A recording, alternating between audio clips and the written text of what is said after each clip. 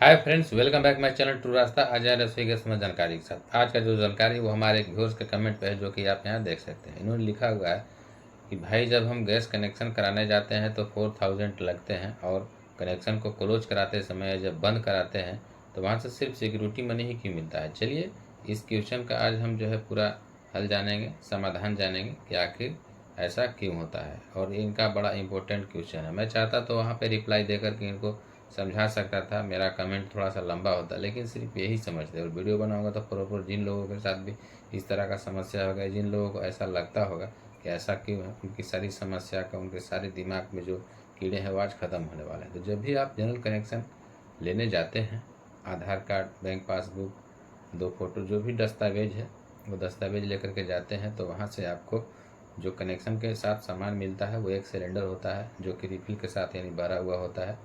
एक आपका चूल्हा मिलता है डबल बर्नर का, एक आपका रेगुलेटर मिलता है, एक पाइप मिलता है, एक लाइटर मिलता है। इतना तो जो है सामान नॉर्मल है। इसके अलावा भी कहीं कहीं कुकर वगैरह भी देते हैं, हर किसी भी कंपनी का, तो उसका दाम वो अटैचमेंट कर देते हैं। लेकिन इन्होंने जो लिखा है कि 4000, भाई हमारे यहाँ तो 5000 प्लस है। तो ये सब किस किस चीज़ का लेते हैं 5000? या आपने बताया कि 4000, तो उसमें आपका सिलेंडर का सिक्योरिटी मनी, जो कि आपने बताया, जानकारी भी होगा, 1600 रुपये उस समय था। अब तो सिक्योरिटी मनी 2250 रुपये हो चुके हैं 14.2 kg के। उसके बाद रेगुलेटर का सिक्योरिटी मनी, उसके बाद जो आप चूल्हा लेते हैं उस चूल्हे का प्राइस, उसके बाद पाइप का प्राइस, और जो लाइटर लेते हैं लाइटर का प्राइस। ये सारा कुछ आप चाहें तो वहाँ से बिल ले सकते हैं। बिल लेंगे ना तो आपको समझ में आ जाएगा किस चीज़ का कितना प्राइस है। साथ ही में वो आपका पेपर चार्ज भी बोल के स्टार्टिंग में जो लेते हैं 250-300, वो लेंगे। तो ये सब जो जोड़ते हैं तो जो पैसा कलेक्ट होता है उस समय आपको लगता है कि सारा पैसा ज़्यादा लग रहा है। लेकिन जब आप कनेक्शन को जमा करने जाते हैं तो वहाँ पे आपको खाली सिलेंडर लेके जाना है और रेगुलेटर लेके जाना है। तो खाली सिलेंडर का जो सिक्योरिटी मनी है वो, और रेगुलेटर का जो सिक्योरिटी मनी है वो ही आपको मिलेगा। रिफिल के साथ जो आप लाए थे, चूल्हा लाए थे, लाइटर लाए थे, तो वो तो आप जमा नहीं कर रहे हैं ना। रिफिल तो आपने गैस खपत कर दिया।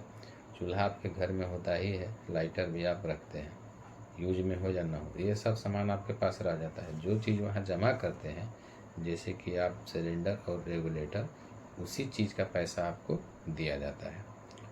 आशा है कि आप समझ गए होंगे। और सेम चीज़ होता है टीवी में, यानी ट्रांसफ़र वाउचर जब कहीं दूसरे स्टेट के लिए काटते हैं तो वहाँ भी सेम प्रक्रिया होता है। वहाँ पे भी आप सिलेंडर और रेगुलेटर जमा करेंगे, और जहाँ जिस एजेंसी में ट्रांसफ़र करवाएंगे वहाँ जाएंगे तो सिलेंडर रेगुलेटर आपका मिलेगा। लेकिन वहाँ से एक्स्ट्रा चार्ज वो जोड़ेगा, जो कि रिफिल प्राइस होगा। अगर चूल्हा लेंगे तो चूल्हा का वहाँ प्राइस ले लेंगे, लाइटर कर लेंगे तो लाइटर का प्राइस ले लेंगे, और पाइप का प्राइस ले लेंगे।